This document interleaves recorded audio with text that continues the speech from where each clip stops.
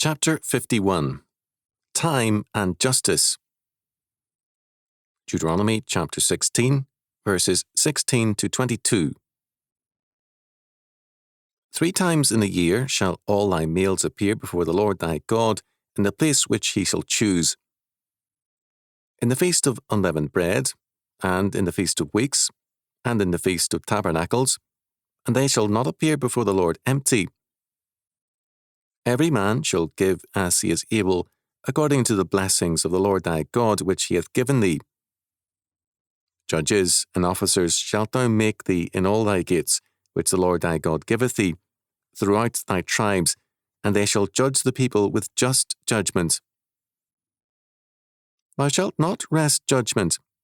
Thou shalt not respect persons, neither take a gift, for a gift doth blind the eyes of the wise, and pervert the words of the righteous. That which is altogether just shalt thou follow, that thou mayest live and inherit the land which the Lord thy God giveth thee. Thou shalt not plant thee a grove of any trees near unto the altar of the Lord thy God, which thou shalt make thee. Neither shalt thou set thee up any image which the Lord thy God hateth. Deuteronomy chapter 16, verses 16 to 22. Verses 16 and 17 give us a summary of the laws of the 3 festivals: the Feast of Unleavened Bread, the Feast of Weeks, and the Feast of Tabernacles. Every covenant man is to go to the sanctuary to observe these festivals. In verse 11 and 14, the family, servants, widows and orphans, aliens and Levites are included. There is no contradiction here. Men, as heads of families, are the ones to whom the commandment is given. Males must observe the festivals. They are the authorities in the family, and, under God, time moves to their requirements with respect to work and rest. The festivals celebrate God's control of time. To cite the 2 great holy days of the Christian calendar, Christmas and Resurrection Day, these tell us that God has entered history in the person of Jesus Christ, and through him, God has destroyed the power of sin and death. The world is sinful, fallen, and immature. Therefore, time is a necessity, because time means change and a potential development of that which is good and holy. Because sin and death are totally obliterated by God's second coming, there is no change in the eternal kingdom. The fullness of Christ's victory means the perfection or full maturity of all things. The goal of fallen man is to attain the perfection or maturity of the eternal order in time by means of a political order. The dream is of a perfect and changeless order in time, a contradiction in meaning. Within history, the only changeless state men and nations can attain is death. There is no true change in the grave, only decay. The quest, apart from God, by man for the perfect political order is a quest for death. No towers of Babel can stand. Man's concern should be rather the godly society, the kingdom of God. There are 2 key steps necessary for the attainment of the kingdom of God in some degree. First, every man shall give as he is able to the Lord's work. Verse 17. This means the tithe and freewill offerings. The government by God's kingdom requires financing. Then, second, in all the gates, meaning towns and cities, there must be godly judges and officers. These men must apply God's law, which alone is just judgment. Verse 18. Justice must not be compromised or falsified. This means no respect for persons and no bribery. The good life requires the administration of justice, that thou mayest live. Verse 20. Without justice, life becomes untenable and difficult. The festival law requires the observance of holy days and holy living. Honest judges and officers of the law mean life is blessed by God's laws.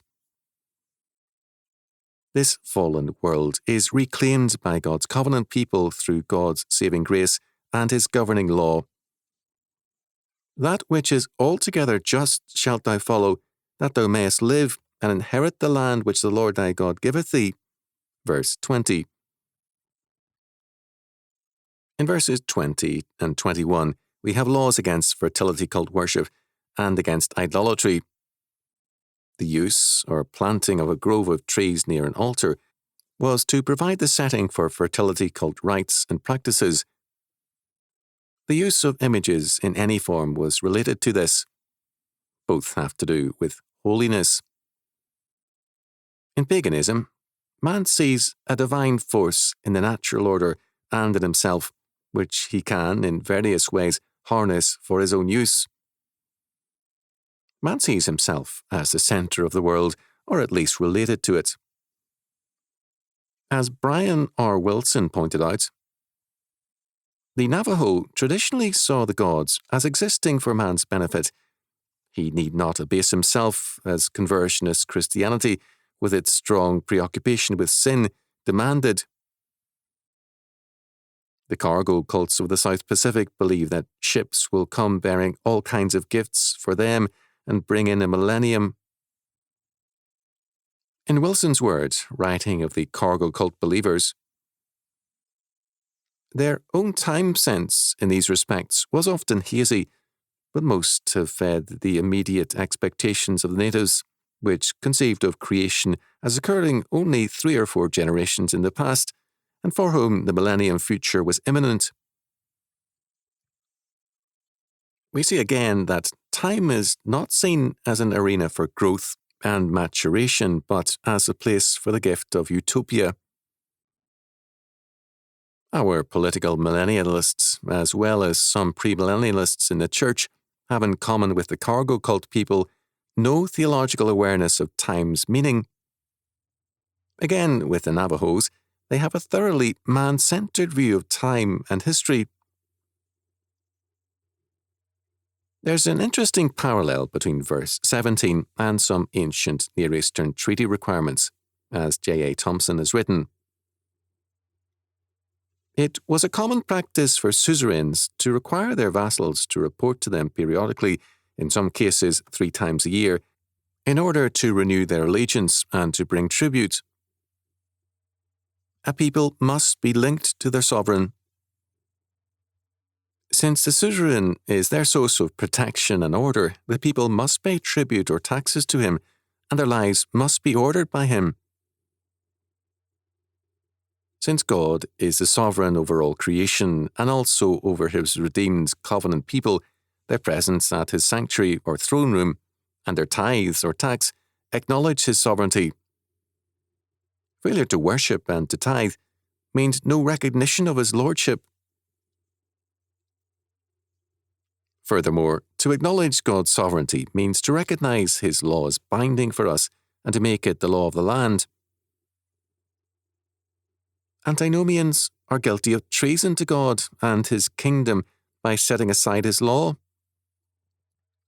No ruler is sovereign or lord if his law does not prevail and govern all things.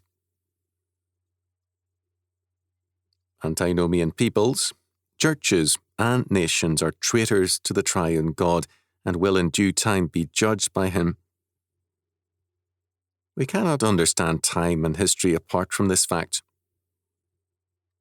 Bribery is also a form of treason. Verse 19. A bribe violates the workings of courts of law.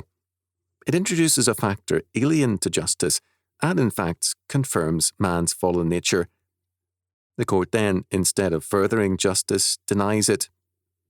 Instead of being God's representative on earth, the judges then become sons of Belial and agents of the fall. There is no standing still in history.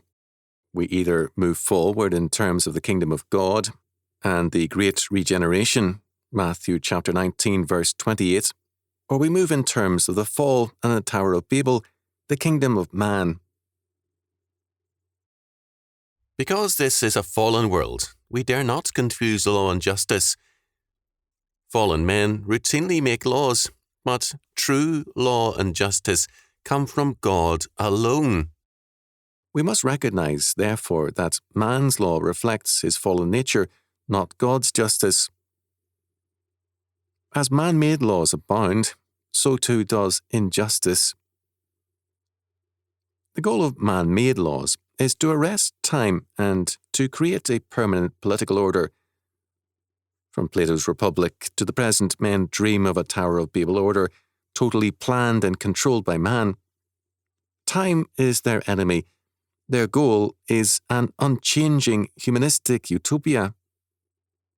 But God the Lord controls all things. Time is His creation and is totally governed by His purpose.